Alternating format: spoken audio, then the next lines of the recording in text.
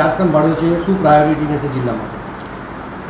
ગીર સોમનાથ જિલ્લાના 3.5 વર્ષ પૂરા કરી અને આજે અમે અરવલ્લી જિલ્લા ખાતે ચાર્જ સંભાળ્યો છે પોલીસ અધિક્ષક તરીકે. ભગવાન શામળાજીના દર્શન કરી અને અમે સીધા આવ્યા છીએ. જિલ્લાનો રિવ્યૂ લઈશું, ક્રાઇમ કંટ્રોલ,